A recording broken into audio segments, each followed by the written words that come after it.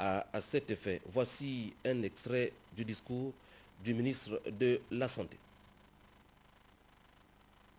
De la vaccination, qui est une initiative prise par les ministres de la Santé lors du comité régional de septembre 2010 tenu à Malabo en Guinée équatoriale, est une opportunité pour notre pays de renforcer le programme national de vaccination.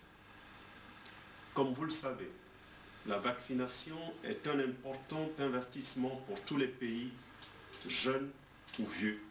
La vaccination permet de protéger tous les citoyens des maladies invalidantes, du handicap et du décès dus à des maladies évitables par la vaccination. La vaccination peut jouer un rôle moteur pour la survie de l'enfant lorsqu'elle est couplée à d'autres interventions de santé telles que la supplémentation en vitamine A, la distribution des moustiquaires imprégnés afin d'éviter le paludisme. Nous y reviendrons demain. Allons-y au centre hospitalier de Libreville où le problème d'eau se pose une fois de plus, notamment à la maternité et au bloc opératoire, une situation invivable pour les nombreux patients qui fréquentent cette grande structure hospitalière de notre pays. Le constat d'Annabelle Bungota, Victor Mundunga. L'absence d'eau au centre hospitalier de Libreville se pose avec acuité dans ce milieu. Les personnels soignants et les malades attendent des heures durant pour recueillir quelques gouttes.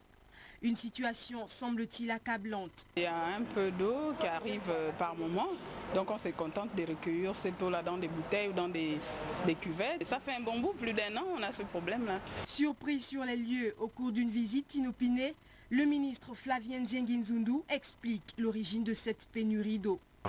L'administration chargée de gérer les problèmes d'eau dans le pays, donc le ministère de l'Énergie, les responsables du CHL, les responsables du ministère, CETEG et les différentes entreprises qui sont en train d'effectuer des travaux ici, se sont donc retrouvés à maintes reprises, donc à plusieurs reprises pour essayer de trouver la solution au problème. Malheureusement, il est récurrent, il revient toujours et là nous sommes prêts à lancer un audit technique pour déterminer s'il y a des fuites souterraines qui font que nous perdons de l'eau.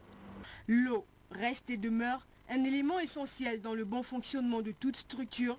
Vivement que des solutions idoines soient prises pour le bien-être des patients, car l'eau est source de vie.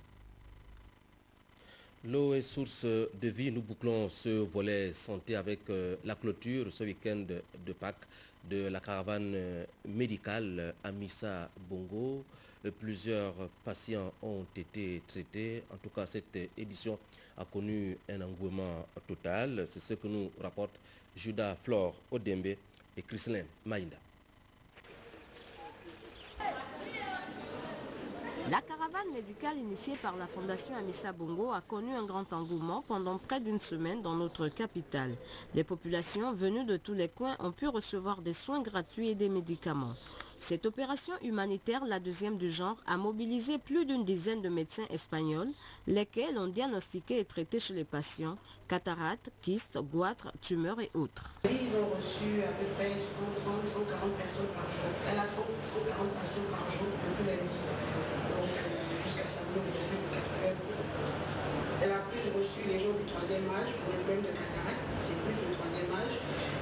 Très peu de jeunes sont venus, sinon c'est plus les gens du 3e âge qui ont reçu. Après l'opération, les patients reviennent le jour suivant pour une autre consultation.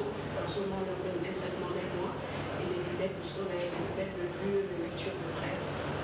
Donc tout ça gratuitement. Située au nord de Libreville, la Fondation Amissa Bongo s'est transformée pendant cette semaine de consultation gratuite en une véritable structure hospitalière. Soucieux du bon déroulement de cette opération, les responsables ont fait le maximum pour satisfaire aux exigences des malades. Il y a des gens qui sont arrivés de très loin, de Tours, de Lambaréné, on a vu des vieilles personnes arriver. Et ces personnes, à la limite, venaient pour la caravane, mais ne savaient pas où aller dormir.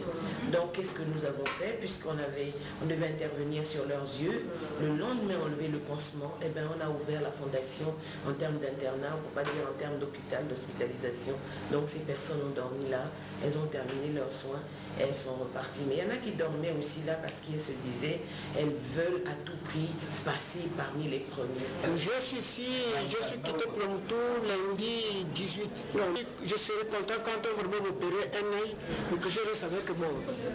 Les filles là qu'on a fait là, c'est formidable. Hein?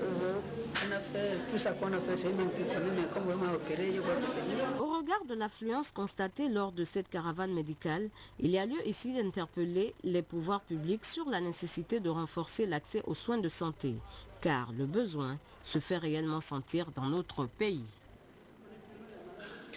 Un peu d'économie dans ce journal avec la section mines et industrie de la Chambre de commerce du Gabon. Cette structure mise en place récemment vient de tenir ses premières assises. Pour M. Parfait Bibang Biobam, l'heure est venue d'accompagner le Gabon dans son développement économique. Une réunion suivie pour nous par Elvire Tali et Medarengue.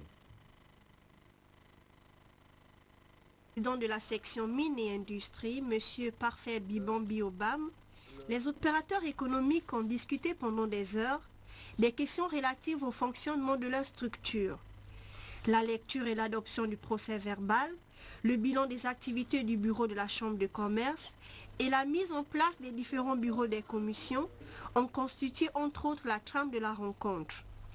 Dans son allocution circonstancielle, le président de cette section n'a pas manqué de rassurer l'assistance de sa volonté d'apporter des solutions aux problèmes qui minent les entreprises évoluant dans les mines et l'industrie. Je suis le président en charge des industries, mines et hydrocarbures, qui est quelque chose d'important, qui aujourd'hui regroupe près de 350 entreprises.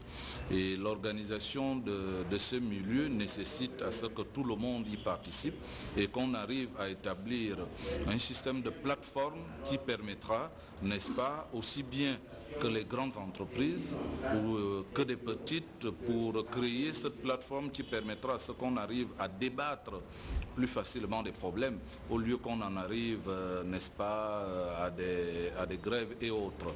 Pour nous, c'est cette plateforme qui nous permettra de régler plus amicalement un certain nombre de problèmes liés à notre secteur.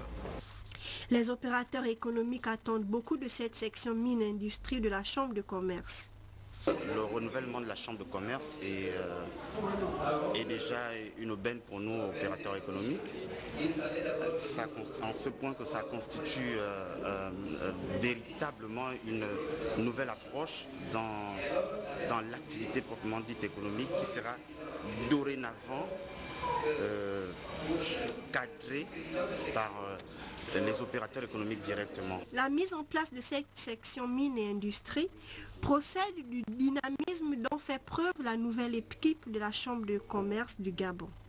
Vivement que les choses aillent pour le mieux, au grand bonheur des opérateurs économiques de notre pays.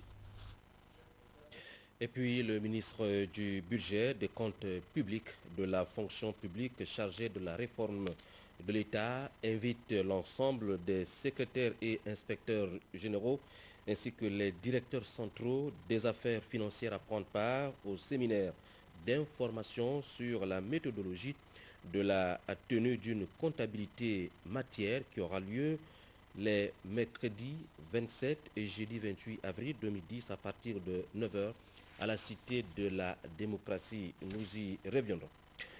Le réseau des femmes sénateurs du Gabon organise demain, mardi 26 avril, à partir de 9h, au palais Omar Bongo du Sénat, un atelier de sensibilisation sur le VIH-Sida au Gabon, en prélude du plaidoyer du président de la République, chef de l'État, attendu lors de la réunion de haut niveau sur le Sida qui se tiendra au siège des Nations Unies à New York du 8 au 10 juin prochain. Cet atelier est la contribution de la Haute Chambre dans la lutte contre cette pandémie. Pour en parler, nous recevons sur ce plateau Madame le sénateur Georgette Coco, secrétaire générale